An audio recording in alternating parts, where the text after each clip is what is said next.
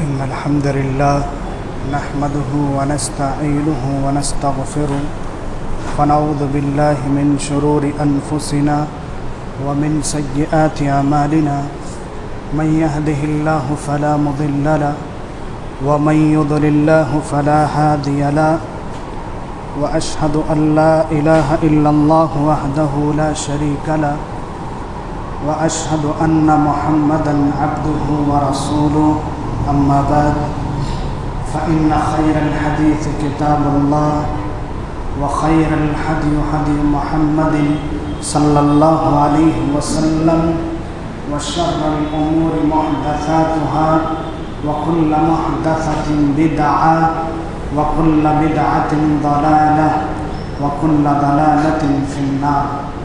فأعوذ بالله السميع العليم من الشيطان الرجيم. بسم الله الرحمن الرحيم. يا أيها الذين آمنوا اتقوا الله حق تقاته ولا تموتن إلا وأنتم مسلمون.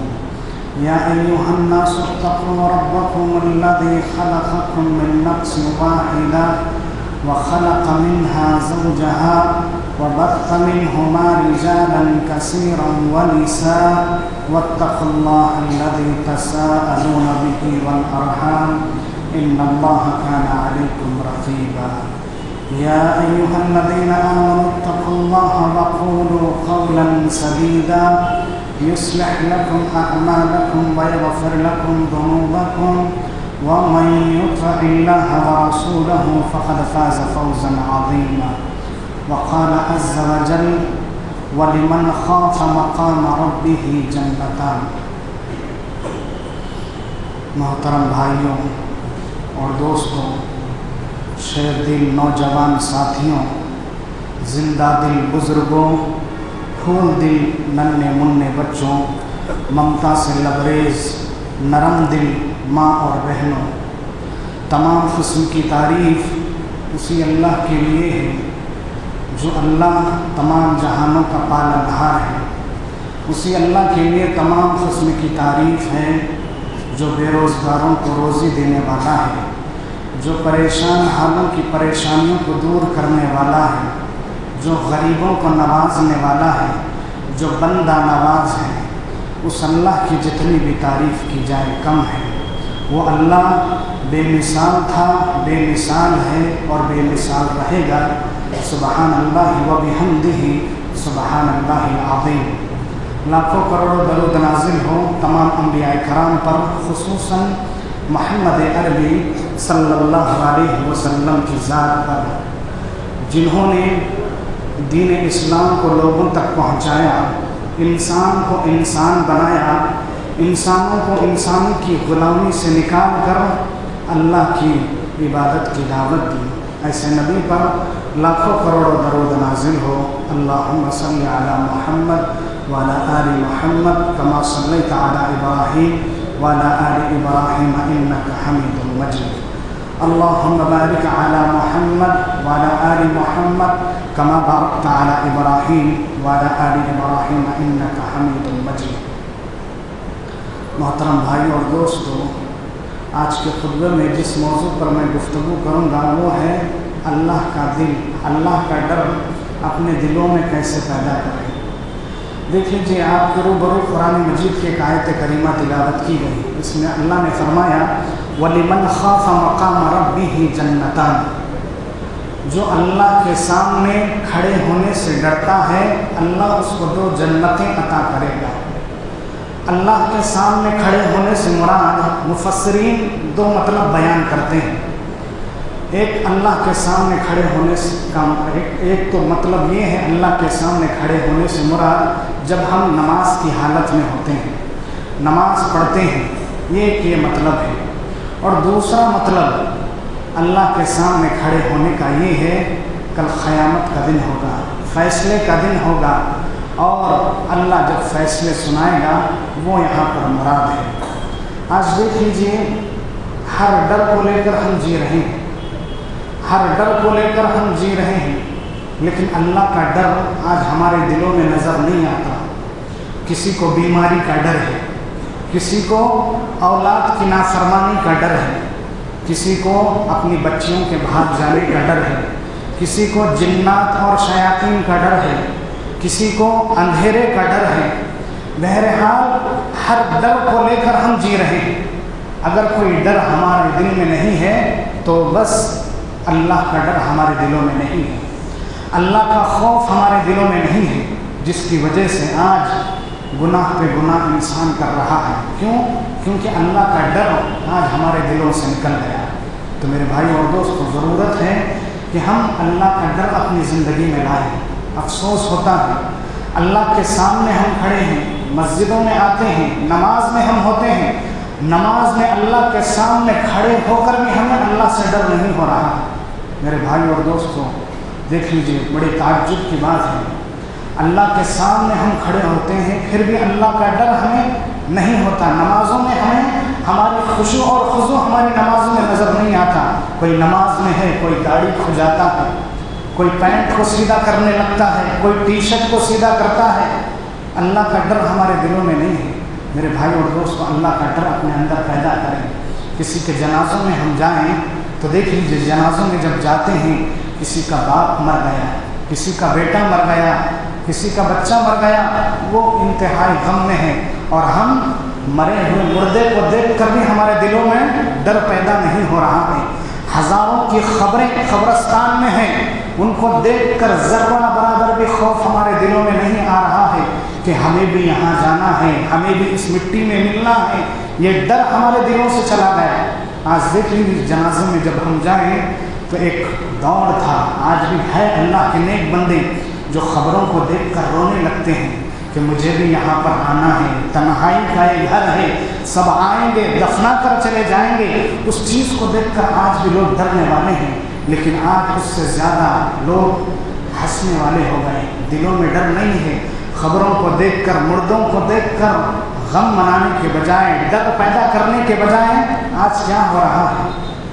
آج دیکھ لیجیے، جنازوں میں ہم جب جاتے ہیں، کوئی کاروبار کی بات کرنے لگتا ہے، کوئی پلاٹنگ کی بات کرنے لگتا ہے، کوئی گھر بنانے کی بات کرتا ہے، کوئی شادی کی بات کرتا ہے۔ تو دیکھ لیجیے، ہمارے دلوں سے اللہ کا ڈر نکل گیا ہے۔ اس وجہ سے ہم ایسے حالات میں بھی، ایسے نازک موڑوں پر بھی، پھر بھی ہم وہاں جا کر بھی اللہ کا ڈر ہمارے اندر نہیں آتا۔ تو میرے بھائی اور دوستوں، ضرورت ہے اللہ کا ڈر پیدا کریں، اپنی زندگی میں اللہ کا ڈر لائیں۔ دیکھیں ہمارے اسلاف کے اندر کیسے تھا اللہ کا ڈر۔ اللہ کا ڈر ہمارے اسلاف کے اندر کیسے پایا جاتا تھا۔ مدینے کا دور ہے۔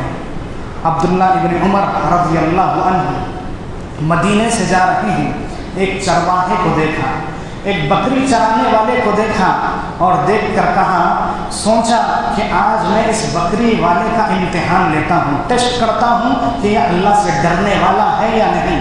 لہٰذا انہوں نے کہا، بھائی ایک بکری مجھے دے دے، ایک بکری مجھے دے دے، اس سے کیا ہوگا، میں تجھے رقم دوں گا، میں رقم دوں گا۔ جب تیرا مالک پوچھے تو کہہ دینا کہ بھیڑیے نے کھا لیا، وہ کچھ نہیں کہے گا۔ آئیڈیا بھی انہوں نے دے دیا، کہا کہ تو مجھے ایک بھیڑی کا بچہ دے دے، اس سے کیا ہوگا، تیرا جیب گرم ہوگا، میرا پیٹ گرم ہوگا، تیرا فائدہ ہوگا۔ تو اس بکری چرانے والوں نے کہا، یہ بکریاں میری نہیں ہیں، میرا بادشاہ کوئی اور ہے۔ تو انہوں نے کہا، تیرا بادشاہ کہاں دیکھ رہا ہے، اس سے کہنا کہ اس سے یہ کہنا کہ بھیڑیے نے کھا لیا۔ تو بکری چرانے والوں نے کہا، میرا بادشاہ نہیں دیکھ رہا ہے، لیکن بادشاہوں کا بادشاہ مجھے دیکھ رہا ہے، اللہ مجھے دیکھ رہا ہے، میں یہ کام نہیں کر سکتا۔ وہ سن کر اس کا جواب پریشان ہو گئے۔ ایک بکری چرانے والا، اس کے اندر اتنا اللہ کا ڈر، اتنا اللہ کا خوف، فوراً گئے اس کے مالک کو تلاش کیا، کہنے لگے کہ اتنا نیک، اتنا اللہ سے ڈرنے والا ہے، اور تم نے اس کو قیدی بنا لیا، غلام بنا کر رکھا ہے، بولو اس کو آزاد کرنے کی قیمت کیا ہے۔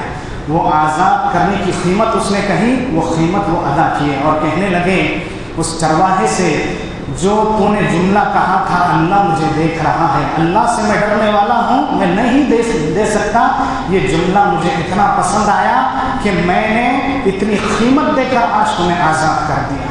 اور اللہ سے امید میں کرتا ہوں کل قیامت کے دن اللہ جہنم سے بھی تمہیں آزاد کرے گا اللہ سے ڈرنے کی بنا پر۔ یہ ہے اللہ کا ڈر، یہ ہے اللہ کا خوف۔ میرے بھائی اور دوستوں، آج دیکھ لیجیے اللہ کا ڈر، اللہ کا خوف آج ہمارے دلوں میں نہیں ہے، آج ہمارے دلوں میں نہیں ہے، حالانکہ ہماری ہر چیز لکھی جا رہی ہے، ہماری ہر چیز ریکارڈ ہو رہی ہے۔ اللہ نے کہا وَإِنَّ عَلَيْكُمْ لَحَافِظِينَ كِرَامًا كَاتِبِينَ يَعْلَمُونَ مَا تَفْعَلُونَ، بے شک اللہ نے تم پر فرشتے مقرر کر رکھے ہیں، لکھنے والے فرشتے، لکھنے والے کرامن کاتبین لکھ رہے ہیں، لہٰذا تم اللہ سے ڈرو۔ ہم جو بھی کر رہے ہیں ہماری آڈیو ریکارڈ ہو رہی ہے، چاہے ہم جو بھی ہم گناہ کریں، ہم یہ سمجھتے ہیں کہ رات میں ہمیں کوئی نہیں دیکھ رہا ہے، ہم جہاں بھی جائیں اللہ نے ہم پر فرشتوں کو مقرر کر رکھا ہے، وہ لکھنے والے لکھتے رہتے ہیں۔ آپ چاہے جنگلات میں جا کر گناہ کرو، پہاڑیوں پر، پہاڑوں کے اوپر جا کر گناہ کرو، یا پھر کیا ہے اندھیری رات میں گناہ کرو، آپ جو بھی کر رہے ہیں یہ فرشتے کیا ہے لکھنے والے لکھ رہے ہیں۔ آج ویڈیو ہی نہیں آڈیو بھی ہماری ریکارڈ ہوتی ہے۔ اللہ نے کہا ما یلفظ من قول الا لدیہ رقیب عتید، کہ جو بھی تمہاری زبان سے جو الفاظ نکلتے ہیں فرشتے، لکھنے والے فرشتے لکھ رہے ہیں۔ اللہ اکبر، اپنی زبان سے صحیح الفاظ کو نکالو۔ آج دیکھ لیجئے اس زبان سے ہمارے ماں باپ محفوظ نہیں ہیں، ہمارے بڑے بھائی محفوظ نہیں ہیں، ہماری بیویاں ہماری زبان سے محفوظ نہیں ہیں۔ آج اس زبان سے ہم سب کو تکلیف دے رہے ہیں۔ میرے بھائی اور دوستو، سوچ سمجھ کر اس زبان کو کھولو، جو بھی تم بول رہے ہو لکھنے والے فرشتے کیا ہے لکھ رہے ہیں، لہٰذا اللہ سے ڈریں، اللہ سے ڈریں۔ دیکھ لیجیے عمر بن خطاب رضی اللہ عنہ کا زمانہ ہے۔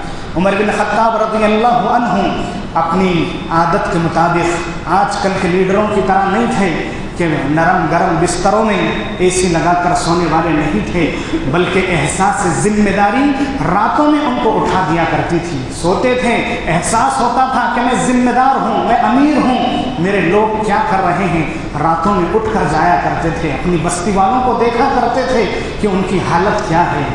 ایک دن گئے، اندر سے آواز آئی، ایک جھوپڑی ہے، چبوترا ہے، وہاں پر بیٹھ گئے، اندر سے آواز آ رہی ہے، کہہ رہی ہے ماں بیٹی اٹھ کر دودھ میں پانی ملا دے، اٹھ کر دودھ میں پانی ملا دے۔ تو بیٹی کہتی ہے امی جان میں یہ کام نہیں کر سکتی۔ خلیفہ مسلمین عمر بن خطاب رضی اللہ عنہ کا قول ہے، وہ کہتے ہیں ہمارے امیر دودھ میں پانی نہ ملایا جائے، لہٰذا میں یہ نہیں ملاؤں گی۔ تو ماں نے کہا اے میری بیٹی عمر سو گئے، عمر تو سو گئے، کھا پی کر بیوی بچوں کے ساتھ آرام کر رہے ہوں گے، یہ میری بچی اٹھ کر دودھ میں پانی ملا دے، دودھ میں پانی ملائے گی تو اس سے فائدہ ہمیں ہوگا، تو سمجھتی کیوں نہیں، اٹھ کر دودھ میں پانی ملا دے۔ اللہ اکبر۔ بیٹی نے کہا امی جان عمر نہیں دیکھ رہے ہیں، لیکن عمر کا رب مجھے دیکھ رہا ہے، یہ گناہ میں نہیں کر سکتی۔ اللہ اکبر۔ عمر رضی اللہ عنہ اور اپنے کان کو کیا ہے اس جھوپڑی کے قریب کیا اور سننے لگے کہ خون کے رشتے پر دین کا رشتہ غالب آ رہا ہے، خون کے رشتے پر دین کا رشتہ غالب آ رہا ہے۔ بیٹی کا جواب انہوں نے سنا، بیٹی نے کہا میں دودھ میں نہیں پلاؤں گی، عمر سو گئے ہیں، لیکن عمر کا رب مجھے دیکھ رہا ہے رضی اللہ عنہ، میں دودھ میں پانی نہیں ملاؤں گی۔ آج دیکھ لیجئے کیا نہیں ہو رہا ہے مارکیٹوں میں، دودھ میں نہیں، گھی میں ڈالڈا ملاؤ، شہد میں گڑ ملاؤ، ادرک لہسن میں آلو ملاؤ، حد تو یہ ہو گئی بے ایمانی کی، زمزم کے پانی میں پانی ملا کر آج بیچا جا رہا ہے، اور پھر ہم کہتے ہیں ہم مسلمان ہیں۔ میرے بھائی اور دوستو، اس نوجوان لڑکی نے کیا کہا، امی جان عمر سو گئے ہیں رضی اللہ عنہ، لیکن عمر رضی اللہ عنہ کا رب مجھے دیکھ رہا ہے، میں یہ کام نہیں کر سکتی۔ عمر رضی اللہ عنہ اس بچی کا، نوجوان بچی کا جواب سن کر پریشان ہو گئے کہ میری رعایا میں، میری بستی میں رہنے والے لوگوں میں ایسے لوگ بھی ہیں کہ اللہ کے خوف سے ان کی جھوپڑیاں کانپ رہی ہے۔ فوراً اس جھوپڑی پر مارک کیا، نشان لگا کر چلے گئے۔ صبح جب ہوئی تو اپنے بیٹوں کے سامنے کہنے لگے، بیٹو رات میں گیا تھا، رات میں اس طرح کا معاملہ ہوا، میرے بیٹوں میں یہ نہیں جانتا کہ اس کا خاندان کون سا ہے، اس کا باپ کون ہے، وہ گوری ہے یا کالی ہے، یہ میں نہیں جانتا، لیکن میں ایک بات جانتا ہوں کہ اس کے اندر اتنا اللہ کا ڈر ہے، اللہ کے خوف کی وجہ سے وہ جھونپڑی کانپتی ہے، اللہ سے ڈرنے والی وہ لڑکی ہے، لہٰذا میری خواہش ہے کہ میں اس کو اپنی گھر کی بہو بنانا چاہتا ہوں۔ کون ہے میرا بیٹا جو اس کو اپنائے گا، دلہن بنا کر لائے گا؟ تو ابو عاصم رضی اللہ عنہ، عمر رضی اللہ عنہ کے بیٹے آگے بڑھے، کہنے لگے ابا جان جب تقویٰ اس بچی کے اندر اتنا ہے تو اے ابا جان نکاح کرنے کے لیے میں تیار ہوں۔ وہ محل کی، وہ غریب کی بیٹی نہیں ہے، جھوپڑی میں رہنے والی نہیں بلکہ محل میں رہنے والی ہے، وہ محل میں رہنے والی ہے، وہ غریب کی بیٹی نہیں، وہ بادشاہ کی بیٹی ہے، میں اس کو اپناؤں گا۔ اور نکاح ہوا، اور نکاح جب ہوا تو ان سے کون پیدا ہوئے؟ وقت کے امام، جن کو 5ویں خلیفہ عمر بن عبدالعزیز رحمہ اللہ کہا جاتا ہے، جن کو عمر بن عبدالعزیز رحمہ اللہ کہا جاتا ہے، وہ ان دونوں سے پیدا ہوئے۔ تو میرے بھائی اور دوست دیکھ لیجئے، ایسا ڈر، ایسا خوف ہمارے اندر پیدا ہونا چاہیے، اللہ کا ڈر ہمارے زندگی میں لانا چاہیے۔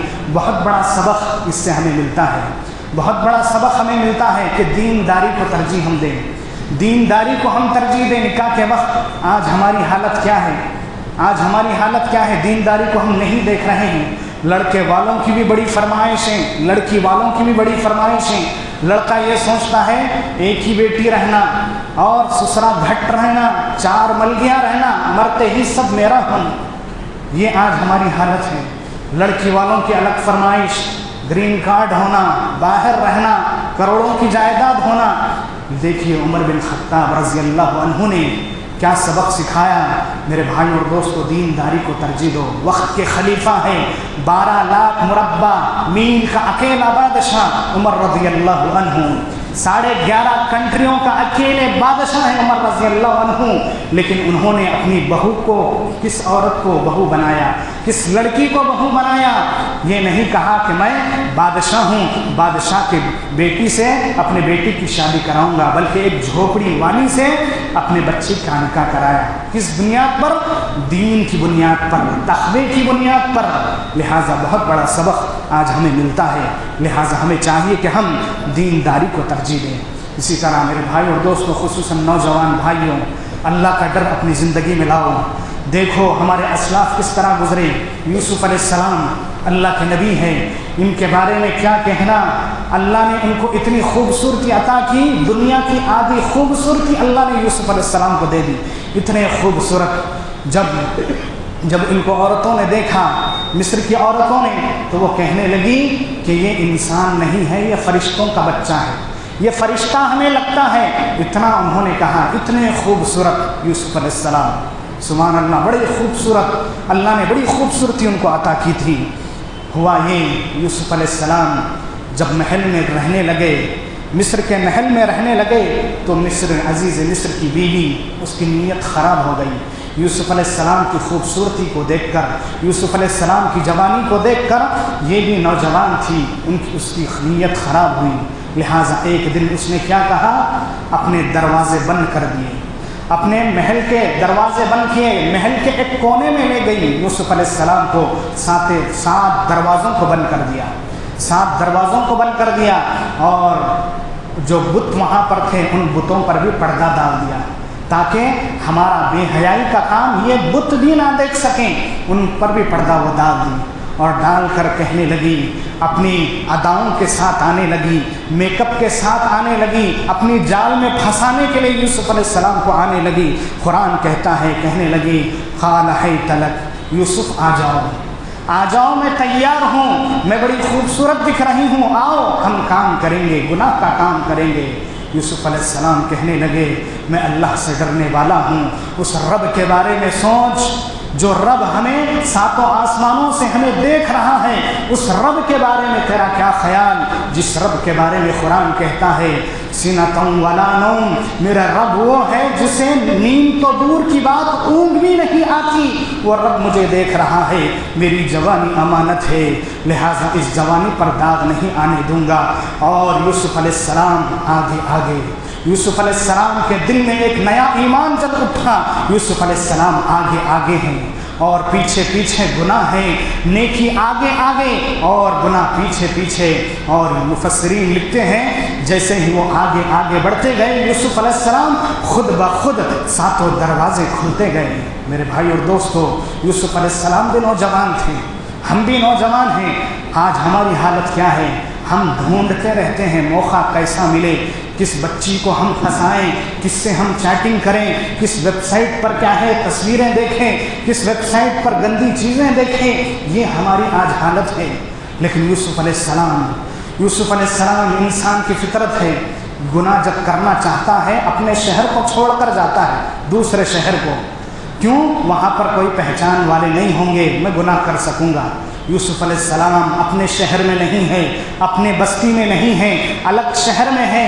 پھر بھی یوسف علیہ السلام کو اس جوانی میں کس چیز نے ان کو کیا ہے اس گناہ سے روکا؟ وہ تھا اللہ کا ڈر، وہ تھا اللہ کا خوف۔ میرے بھائیوں، نوجوان ساتھیوں، بہت بڑا سبق ملتا ہے ہمیں، خصوصاً نوجوان بچیوں کے لیے بھی بہت بڑا سبق مل رہا ہے۔ جوانی یہ امانت ہے، اس جوانی پر داغ آنے نہ دو، اس جوانی پر داغ آنے نہ دو۔ یوسف علیہ السلام کی یہ زندگی سکھاتی ہے۔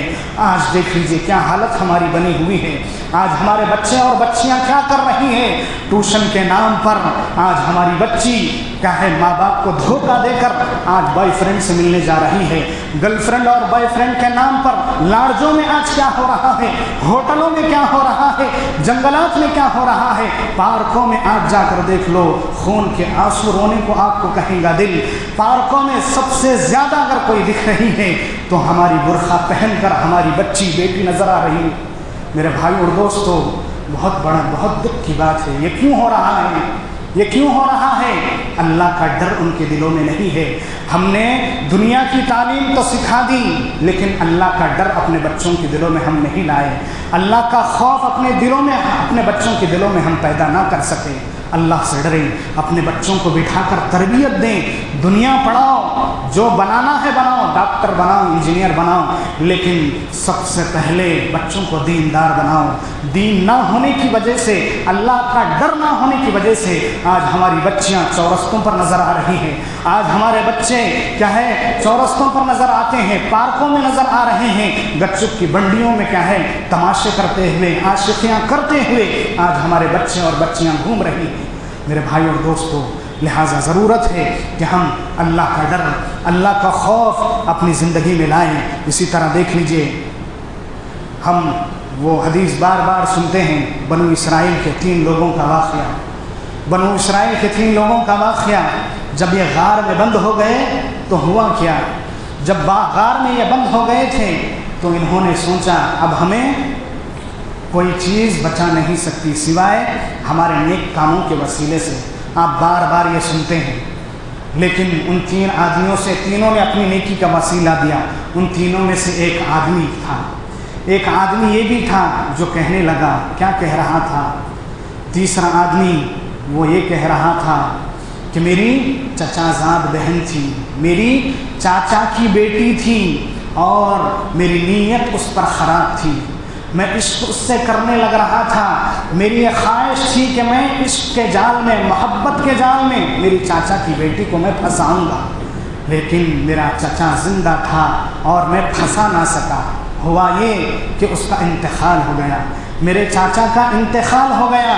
جیسے ہی انتقال ہوا تو میری بہن یتیم ہو گئی، اس کے پاس کوئی کمانے والا نہیں، بے بس ہو گئی۔ آ کر کہنے لگی، بھیا میں بڑی بے بس ہوں، بھیا میں بڑی بے بس ہو چکی ہوں، والد کا جب سے انتقال ہوا ہے بڑی مفلسی گھر میں آ گئی ہے، کھانے کو کھانا نہیں ہے، پینے کو پینا نہیں ہے، نہ کپڑوں کے لیے کچھ ہے، اے بھیا بڑی بے بس ہو چکی ہوں، غریبی نے چاروں طرف سے گھیر لیا، 120 دینار مجھے قرض دے دو، 120 دینار مجھے پیسے دے دو۔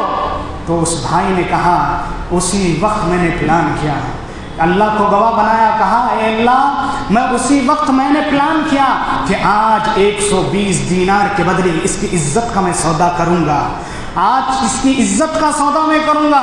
اور اپنی بہن سے کہنے لگا، اے میری بہن 120 دینار میں دینے کے لیے تیار ہوں، لیکن میری ایک شرط ہے، وہ شرط یہ ہے کہ آج سے میں تیرا بھیا نہیں، آج سے تو میری بہن نہیں بلکہ تو میری لیلا ہے، آج سے تو میری لیلا ہے، اور اسی وقت 120 دینار میں دوں گا جب ڈیل پکی ہوگی، تیری میری جوانی ہوگی، رات کی تنہائی ہوگی، اکیلے کمرے میں تو اور میں تنہائی میں ہم ملیں گے، اس وقت کیا ہے میں تجھے 120 دینار دوں گا۔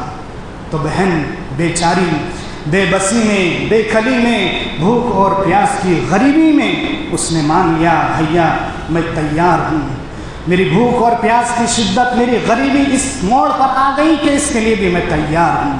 120 دینار لے کر گئی، وعدے کے مطابق آ گئی، آ کر روم میں بیٹھ گئی، اور بھائی جب جاتا ہے دیکھتا ہے کہ بہن کانپ رہی ہے۔ میں نے میری بہن کو دیکھا کہ وہ اس کو کوئی دیکھ رہا ہے، وہ ایسے محسوس کر رہی ہے کہ وہ کسی سے ڈر رہی ہے، کانپ رہی ہے میری بہن کانپ رہی ہے، پسینہ اس کے جسم سے نکل رہا ہے، کپڑے بھیگ گئے۔ میں کہنے لگا یہ نیا تماشا کیا ہے؟ وعدہ ہوا، کمپرومائز ہوا، ڈیل ہوئی، اب یہ ڈرنا کیا؟ تو کہنے لگی بہن اے میرے بھائی اللہ مجھے دیکھ رہا ہے، اللہ تجھے دیکھ رہا ہے، میری جوانی امانت ہے، میں کوئی ایسی گندی لڑکی نہیں ہوں، آج تک اس جسم کو کسی غیر محرم نے نہیں لگایا ہاتھ۔ اے میرے بھائی میری جوانی امانت ہے، اس جوانی کو داغدار مت کر، اس جوانی کو داغدار مت کر، میں اللہ سے ڈرنے والی ہوں، تو بھی اللہ سے ڈر جا، اللہ تجھے دیکھ رہا ہے، اللہ مجھے دیکھ رہا ہے۔ جب اس کے الفاظ جو نکلے میرے دل میں تیر کی طرح گھس گئے، اور میں نے کہا اے میری بہن جس عزت کے ساتھ تو آئی ہے اس عزت کے ساتھ روانہ کرتا ہوں اور 120 دینار ہدیے میں دے دیتا ہوں۔ یہ ہے اللہ کا ڈر، یہ ہے اللہ کا خوف۔ نوجوانوں یہ ہے اللہ کا ڈر، اپنی زندگی میں اللہ کا ڈر لاؤ، خصوصاً بچیوں، مسلمان بچیاں جو کالجوں میں پڑھ رہی ہیں، خواتین بھی یہاں پر موجود ہیں، خاص کر اللہ سے ڈریں، خصوصاً میری بچیاں، میری بیٹیاں، بہنیں اللہ سے ڈرنے والی بنیں، خاص کر پردے میں رہیں۔ آج بے حیائی کا دور ہے، آج دیکھ لیجئے آج نئے برقعے بھی آج ایسے قسم کے پہن رہی ہیں بچیاں کہ جسم سے بھی برقعہ پہننے کے باوجود بھی ان کا جسم پر نظر آتا ہے۔ یہ بے حیائی ہے، یہ اللہ کا ڈر نہ ہونے کی بنا پر یہ چیزیں وہ کر رہی ہے۔ میرے بھائی میری بہنوں اس چیز کو یاد رکھو، اس وصیت کو یاد رکھو۔ ہماری اسلاف، ہماری مائیں امہات المومنین کس طرح وہ پردہ کیا کرتی تھی، کیسے ان کے دل میں اللہ کا ڈر کیا ہے ان کے اندر تھا۔ فاطمہ رضی اللہ عنہ، ان کے شوہر کون؟ علی رضی اللہ عنہ۔ جب ان کی وفات ہوئی تو اپنے شوہر سے کہنے لگی، اپنے شوہر سے مرنے سے پہلے انہوں نے وصیت کی، اے میرے سرتاج، اے میرے شوہر، میری ایک وصیت ہے، ایک میری نصیحت میری یہ ہے کہ میں اگر مر جاؤں تو میری ایک نصیحت کو یاد رکھنا، جب میں مر جاؤں تو میرا جنازہ رات میں لے کر جانا۔ کیوں؟ کیونکہ میری رہتی دنیا تک آج تک کسی غیر محرم نے مجھ پر نظر نہیں ڈالی، آج تک میرے جسم کو، میرے کپڑوں کو کسی غیر محرم مرد نے نہیں دیکھا۔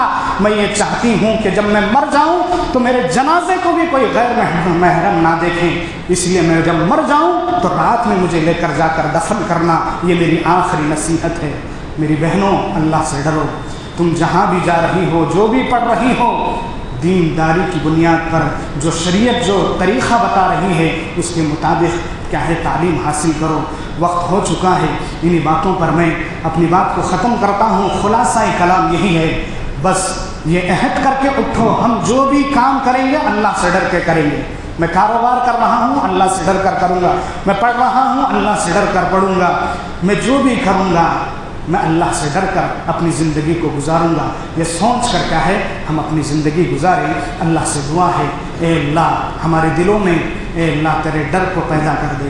اے اللہ ہمارے دلوں میں دنیا کا ڈر آ چکا ہے، اے اللہ دنیا کے ڈر کو نکال دے۔ اے اللہ ہمارے دلوں میں دنیا کی محبت بس چکی ہے، اے میرے مالک دنیا کی محبت کو نکال دے اے اللہ، اللہ اور اس کے رسول کی محبت کو اس دل میں بسا دے اے اللہ۔ ہمارے دلوں میں شیطان راج کر رہا ہے، شیطان کی محبت کو اس دل سے نکال دے، اللہ اور اس کے رسول کی محبت کو اس دل میں بسا دے اے اللہ۔ ہمارے حال پر رحم فرما، ہماری ذلتوں کا خاتمہ کر دے اے اللہ۔ ہمیں امن کی زندگی، سکون والی زندگی، صحت والی زندگی عطا کر اے اللہ۔ جہاں کہیں مسلمان پریشان ہیں اے اللہ، ان کی پریشانیوں کو دور فرما اے اللہ۔ ہم مسلمانوں کی ذلتوں کا خاتمہ کر دے اے اللہ۔ امن کی زندگی اے اللہ ہم تمام کو نصیب فرما اے اللہ۔ ہمارے ماں باپ پر رحم فرما، رب ارحمہما کما ربیانی صغیرا اے اللہ۔ ہم تمام کو ایک بنا، نیک بنا، عزت کے ساتھ اے اللہ، ایک دوسرے کے ساتھ محبت کے ساتھ زندگی کو گزارنے کی توفیق دے اے اللہ۔ تو وہاب ہے، بہت زیادہ دینے والا ہے اے اللہ۔ ہم سب تجھ سے یہی مانگتے ہیں اے اللہ، تو ہمیں اس وقت موت دے جب تو ہم سے راضی ہو جا اے اللہ۔ اس وقت تک ہمیں تو موت نہ دے جب تو ہم سے ناراض ہے اے اللہ۔ ہم تمام کے حال پر رحم کر اے اللہ۔ کئی بھائی ایسے ہیں جو بیویوں کی نافرمانی سے پریشان ہیں اے اللہ، ان کی بیویوں کو ان کا فرما بردار بنا دے۔ کئی بیویاں ایسی ہیں اے میرے مالک جو شوہروں کے ظلم سے کیا ہے پریشان ہیں اے اللہ۔ ان کے شوہروں کے دلوں میں بیویوں کی محبت ان کے دلوں میں ڈال دے اے اللہ۔ بے اولادوں کو اولاد دے دے اے اللہ۔ اولاد والوں کو ان کی اولاد کو ان کی آنکھوں کا ٹھنڈک بنا دے آمین۔ بارک اللہ لنا ولکم فی القرآن العظیم ونفعنا بآیات والذکر الحکیم انہ تعالی جواد کریم والملک والرؤوف الرحیم ورب الحلیم۔